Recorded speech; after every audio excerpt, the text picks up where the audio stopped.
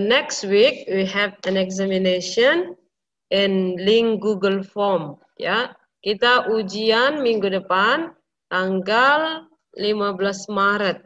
Ya, 15 Maret ujian di Google Form. Are you ready to have examination? Gilbert, are you ready to have examination next week? Apakah kamu siap untuk menghadapi ujian? Boleh Kak, alias yes. I want to ask you a question. Do you feel worried to face your examination? Apakah kamu khawatir? Aduh, bagaimana ya? Takut ujiannya gimana ya nanti? Ada nggak seperti itu perasaannya? Oke, Angelica, ada perasaan khawatir tidak menghadapi ujian minggu depan?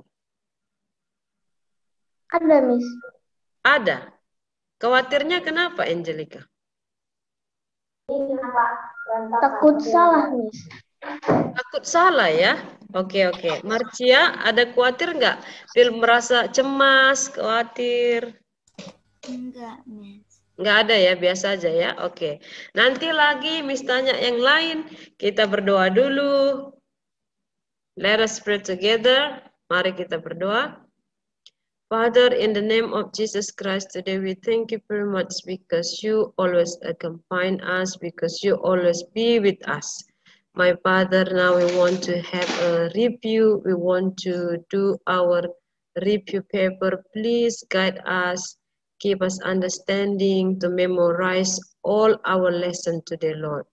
Please bless internet connection, bless our teachers, our parents, and our friends. In the name of Jesus Christ, we pray to you. Amen. Let's listen to the song first.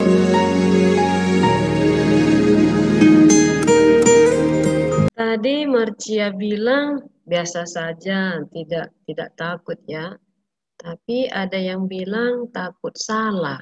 Makanya khawatir, cemas menghadapi ujian. Oke. Marcia Miss mau tanya, kamu tidak takut menghadapi ujian, kenapa Marcia?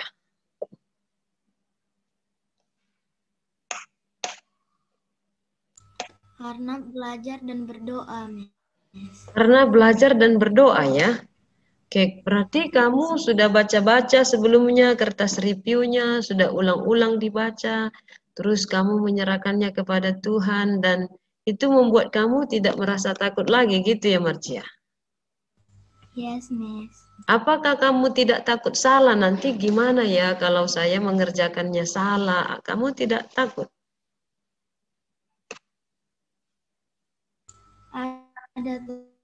Ada rasa takut salah sih, Miss. Cuman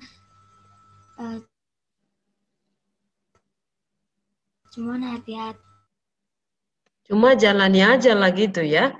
Oke. Gilbert, kamu tadi bilang tidak takut menghadapi ujian. Kenapa kamu tidak takut, Gilbert? Soalnya kalau ujian itu santai aja, Miss. Santai aja kenapa? Karena kamu sudah belajar atau apa sih rahasia kamu sehingga kamu tidak takut? Rahasianya itu dikasih tahu ayah, Miss. Santai aja waktu ujian, pasti bisa. Santai aja waktu ujian pasti bisa, jangan takut salah kata ayahnya.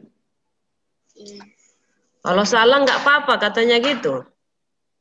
Kalau salah nanti belajar lagi.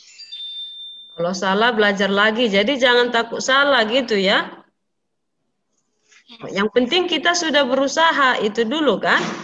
We have try, kita sudah berusaha. Oke, siapa lagi? Si Adelia, next week we have examination, right?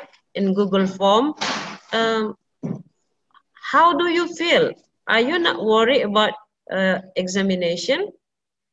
No, Miss. Why? Because I already study hard, Miss. Karena kamu sudah berusaha dengan keras ya. What about pray? Apakah kamu juga menyerahkannya kepada Tuhan di samping kamu sudah berusaha dengan keras? Yes, Miss. When I want to sleep, I always pray. Okay, you always pray after you sleeping. Before you sleeping and after you sleeping, you pray.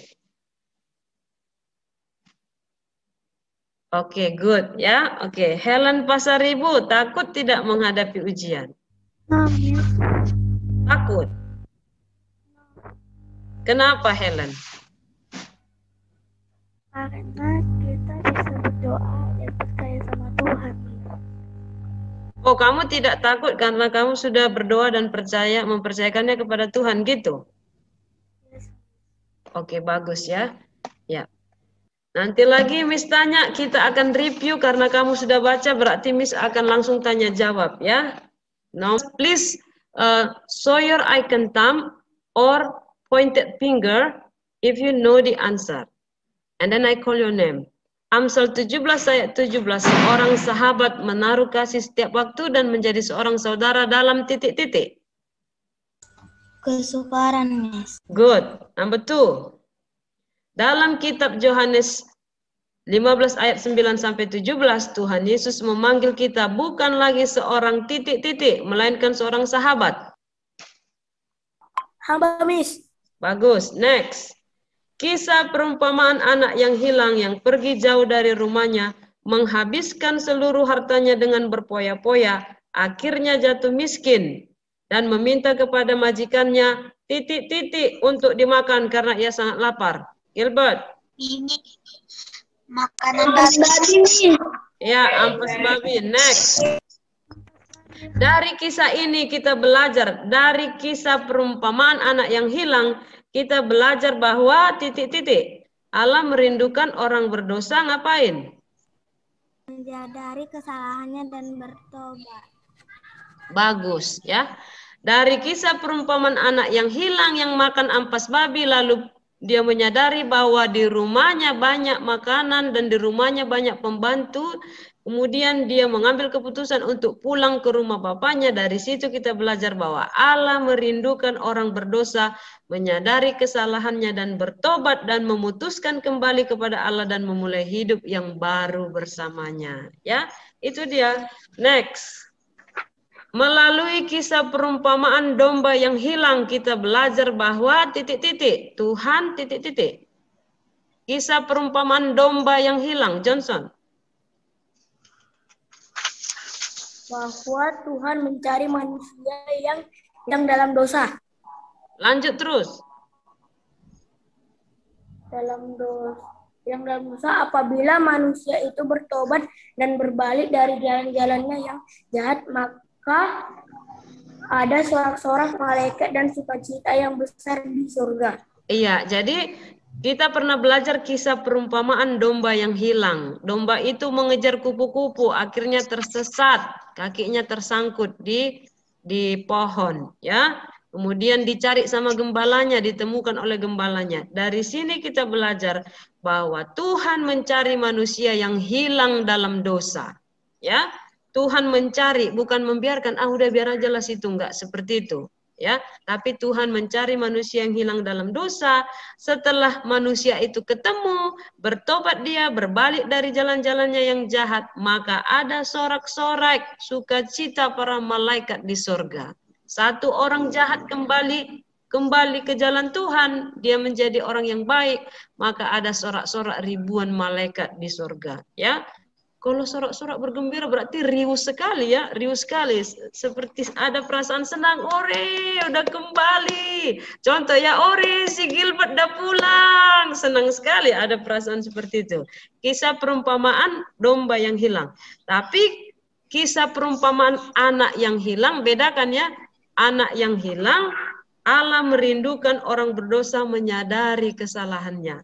Tapi kalau domba yang hilang, Allah mencari orang yang hilang dalam dosa. Next, sebutkan ciri-ciri teman yang baik.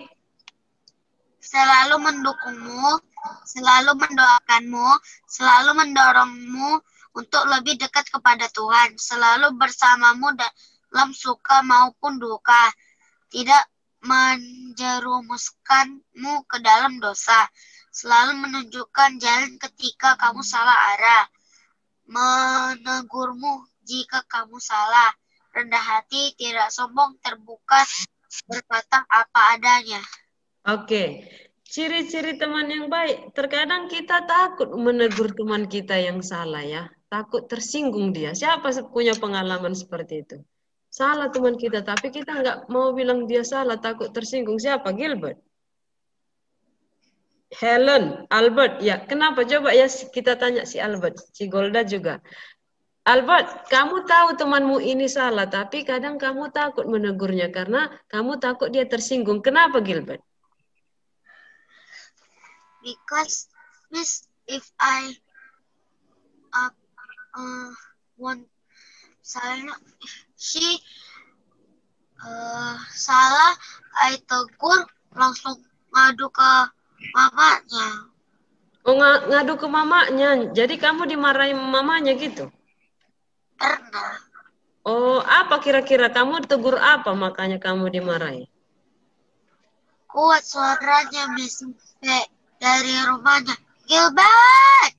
Gitu. Padahal dia yang salah, Miss. Oh gitu. Kuat suaranya, jadi kamu tegur, kemudian kamu dimarahi mamanya gitu? Iya, langsung ngadu, Miss. Langsung ngadu ya. Tapi kamu telah melakukan hal yang benar. Kenapa? Kamu sudah berani untuk menegur yang salah.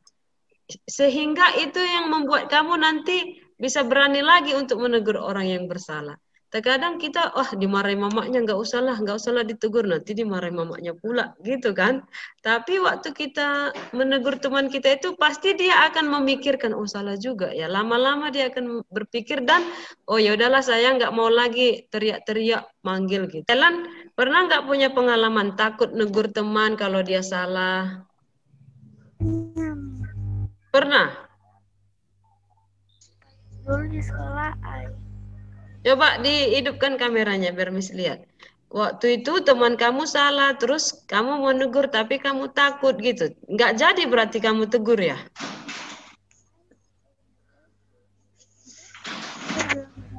teman nggak usah temenan lagi. Karena dia tidak mau berteman dengan kita lagi kalau kita tegur dia, gitu ya? Sedih juga ya. Sedih juga kalau teman kita salah, kita tegur dia dan dia tidak menemani kita. Kita ada perasaan sedih, tapi dia akan berpikir, ya, dia akan berpikir. Kalau teman kita meninggalkan kita, itu berarti bukan teman kita, bukan best friend kita. Tuhan akan memberikan kita teman yang baik. Kalau kita tegur dia, dia tidak temani kita, Tuhan pasti akan berikan teman yang lain, ya. Itu saja. Next. Siapa tadi satu lagi yang ditegur sama si Albert? Albert. Punya pengalaman Albert. Oke, kamu tegur temannya, lalu temannya bagaimana reaksinya? Langsung marah. Langsung marah? Contohnya kayak mana itu? Kita suruh langsung dikejar. Langsung marah. Langsung dikejar kamu gitu, lalu kamu lari? Ya. Waduh, ngeri juga ya. Kita tegur teman kita yang salah, jadi kita yang dikejarnya. Diambil pula batu, mau dilempar kita. Aduh, ya. Jadi kita perlu hikmat Tuhan bagaimana cara menegur teman kita yang salah. Ya, ini Miss cerita ya. Ini kita masih banyak waktu, Miss cerita. Waktu itu ada seorang raja, namanya Raja Daud di Israel. Raja kedua Israel, namanya Raja Daud. Raja Daud melakukan kesalahan, lalu ditegur. Yang menegur siapa? Seorang nabi atas perintah Tuhan. Kesalahannya ini udah disimpannya udah 9 bulan. Udah hampir mau 1 tahun kesalahannya ditutup-tutupi. Tapi Tuhan tahu, Tuhan melihat. Lalu Tuhan berbicara kepada seorang nabi yang namanya Nabi Nathan. Pergi kepada Daud. Peringati dia, ada kesalahannya katanya. Lalu kesalahan Raja Daud ini fatal sekali ya. Waktu ada peperangan di Israel, dia tidak ikut berperang, dia malah berada di istana, jalan-jalan di atas soto istana. Soto itu loteng, ya. Dilihatnya lah seorang perempuan sedang mandi, namanya Berseba. Lalu karena dia seorang raja, ya dia punya kuasa, dia punya hak. Suruh panggil Berseba. Lalu dia tidur dengan Berseba. Akhirnya istri si Uria yang namanya Berseba ini, dia apa? hamil, ya, hamil. Kemudian si Uria suaminya kan masih dalam peperangan, sudah pulang dalam peperangan, disuruh sama si Raja Daud, udah pulanglah ke rumahmu. Tapi si Uria tidak mau pulang ke rumahnya karena masih dalam masa peperangan, dia tidak mau pulang. Karena dia adalah prajurit yang setia, mau berperang lagi. Setelah pergi mau berperang lagi, Raja Daud memerintahkan, Uria ini bawa surat, berikan kepada Panglima Yoab. Ya, panglima perang Israel. Lalu isi surat itu isinya adalah Yoab tempatkan Uria di barisan paling depan dalam peperangan. Tujuannya apa? Supaya dia mati duluan karena dia bukanlah prajurit yang terlatih. Kalau yang prajurit yang terlatih baru di depan peperangan. Dia bukan terlatih, biasanya dia tidak ada di depan peperangan, di barisan depan. Tapi dikantongilah surat itu isinya. Dikantongi suratnya isinya apa? Tempatkan Uria di barisan paling depan. Akhirnya apa? Matilah si Uria dalam peperangan. Kemudian Raja Daud mengambil Berseba sebagai istrinya. Tetapi setelah 9 bulan mau melahirkan, lalu datanglah Nabi Nathan memperingati. Cara memperingati Nabi Nathan unik, bagus, ya. Ini perhatikan Albert ya, supaya jangan dikejar-kejar teman kita. Nanti diambilnya pakai batu, dilempar kita ya. Perhatikan cara Nabi Nathan memperingatinya. Seperti ini. Tuanku Raja Daud, katanya. Ada seorang yang ingin berpergian. Ulang. Tuanku Raja Daud, ada seseorang yang memiliki teman. Temannya itu mau berpergian. Jadi singgah di rumah temannya ini. Temannya ini punya banyak domba. Banyak sekali dombanya. Tetapi temannya ini merasa sayang, mau mengambil dombanya itu, memotong untuk makanan temannya ini yang mau berpergian ini, yang singgah di rumah temannya ini. Karena dia merasa sayang kepada dombanya, pergilah dia ke tetangganya. Tetangganya ini cuma punya 1 domba. Lalu diambilnya lah domba tetangganya yang 1 ini. Dipotongnya, dikasih sama temannya itu. Lalu datang Raja Daud. Orang seperti itu harus dihukum. Katanya seperti itu kata Raja Daud. Masakan dia punya banyak, dia tidak memberikan. Tetapi tetangganya hanya punya 1 domba, diambilnya. Orang seperti itu harus dihukum mati. Lalu apa kata Nabi Nathan? Kaulah orangnya. Begitu cara menasihatinya. Kaulah orangnya. Lalu Raja Daud ini orang yang baik ya. Baik kenapa? Karena waktu dia ditegur, dia tidak marah. Dia tidak memenjarakan Nabi itu, tapi dia menyesal, dikoyakkannya pakaian kerajaannya. Diambilnya abu, dibuat di kepalanya, tanda perkabungan, tanda dia menyesal. Lalu dipakaikan pakaian perkabungan itu, pakaian goni-goni. Ya, menyesal dia. Selama ini kesalahannya ditutup-tutupi, tapi hampir 1 tahun Tuhan tahu dan Tuhan menegur dia melalui seorang nabi. Dan dia orang yang mau ditegur, dinasihati. Jadi mulai dari sekarang belajarlah. Kalau kamu ada kesalahan ditegur temanmu, ucapkan terima kasih ya, kamu sudah memperingati saya sehingga saya tidak salah lagi ke depannya. Gitu ya. Jadi belajar dari pengalaman si Albert. Ditegurnya temannya, dikejar pula dia, diambil batu mau dilempar dia. Ya. Jadi mulai sekarang kamu belajarlah kalau ditegur. Salah kamu di rumah ditegur sama papa mama, ya terima kasih, ucapkan terima kasih ya. Mereka itu menegur kita supaya jadi baik. Supaya kita menjadi pribadi yang punya karakter yang bagus. Ya, kalau kamu sendiri menegur temanmu, berdoalah kepada Tuhan. Tuhan, mohonlah hikmat. Bagaimana cara menegur temanku ini supaya jangan dikejar-kejarnya. Supaya jangan diambil batu dilempar. Ya, memohon kepada Tuhan. Hikmat. Oke, next. Lanjut. Kita lanjut. Tuhan memberikan Daud seorang sahabat, yaitu titik-titik. Mime. Ya, Karina. Ya, Jonathan. Bagus. Jonathan adalah anak raja titik-titik. Marcia. Saul. Ya, anak Raja Saul. Good. Di padang rumput, Daud suka mengembalakan kambing domba. Daud suka memuji Tuhan sambil memainkan titik-titik. Albert. Kecapi. Bagus. Kecapi. Goliat adalah seorang bangsa titik-titik. Johnson.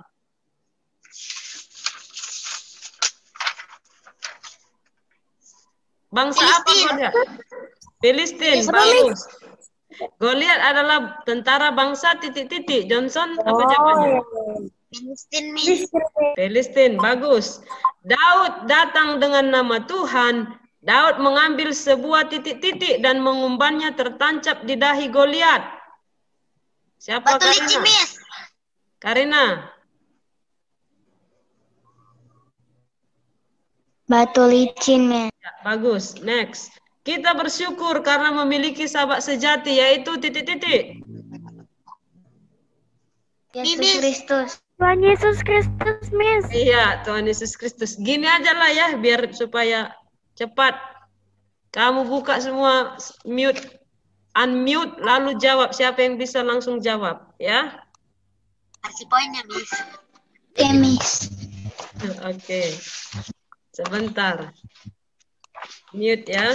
Tapi kalau suara berdengung-dengung nanti ditutup lagi. Oke, next.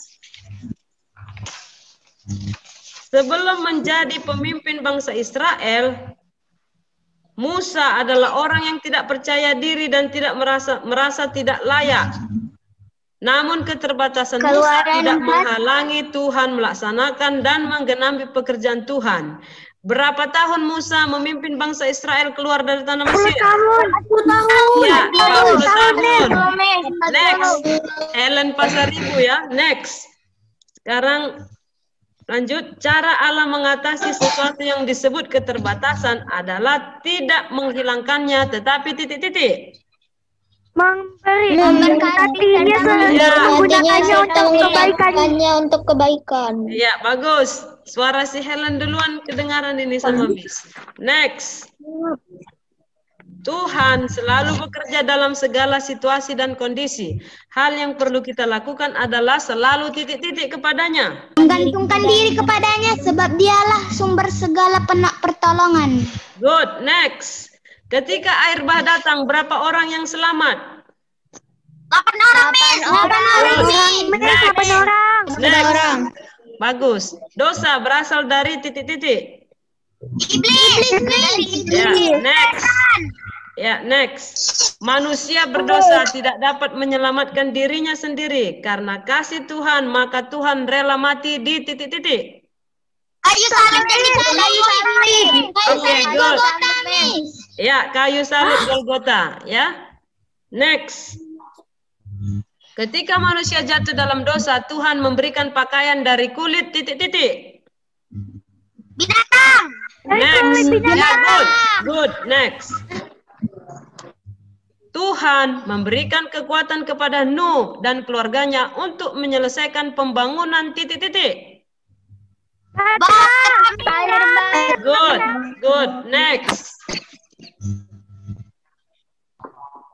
Karena tergoda, Hawa melanggar perintah Allah dan memakan buah titik-titik. Buah pengetahuan yang baik dan yang dilarang oleh Allah. Oke, good. Buah pengetahuan, bukan buah apel ya, tapi buah pengetahuan. Next. Ketika Tuhan selalu menolong manusia. Ketika manusia jatuh dalam dosa, Tuhan mencari manusia. Ketika manusia menangis, Tuhan memberi titik-titik. Penghiburan, Tuhan memberi penghiburan. Ya, good. Next. Di dunia ini tidak ada manusia yang sempurna, baik secara fisik, emosi, ataupun kecerdasan. Tuhan mengizinkan kelemahan terjadi dalam hidup kita dengan tujuan agar kita titik-titik. Tidak sombong, Rendah hati dan juga menunjukkan kuasanya kepada kita. Ya, bagus. Tidak sombong, rendah hati, dan menunjukkan kuasanya kepada kita. Oke. Next. Selama 40 tahun, Tuhan memakai Musa untuk memimpin bangsa Israel keluar dari titik-titik. Mesir. keluar dari Mesir, Miss. Ya, good. Udah habis ya, udah habis review kita ya. Oke, jadi Miss, percaya kamu bisa mengerjakannya. Jangan khawatir karena kamu sudah belajar dan menyerahkannya kepada Tuhan, berdoa sungguh-sungguh. Kita tidak perlu khawatir because we have a friend, best friend. Best friend kita adalah Tuhan, ya. You know, kita ini adalah makhluk individual, makhluk sosial, dan makhluk religius. Jadi kita perlu Tuhan. Kamu sudah mempersiapkan, wah saya sudah bekerja keras, belajar keras, pasti bisa, pasti bisa. Tapi kalau kita tidak mengandalkan Tuhan, kita tidak menyerahkan kepada Tuhan, ada rasa khawatir yang begitu sangat berat, sangat besar. Ada rasa cemas. Jadi bagaimana cara mengatasi kekhawatiran? Jangan takut. Karena kamu sudah belajar dan kamu sudah berdoa kepada Tuhan. Kalaupun misalnya nomor 1 ada soalnya sulit. Nomor 1 kamu tidak bisa jawab. Lompat dulu, lompat. Nomor 2, tandai dulu ya, tandai di kertas. Nomor 1 belum dijawab.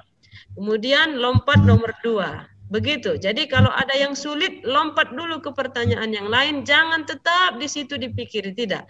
Nanti setelah sudah selesai semua, mana yang belum selesai dijawab, baru kamu bisa pikirkan lagi. Begitu caranya ya. Oke, ada pertanyaan?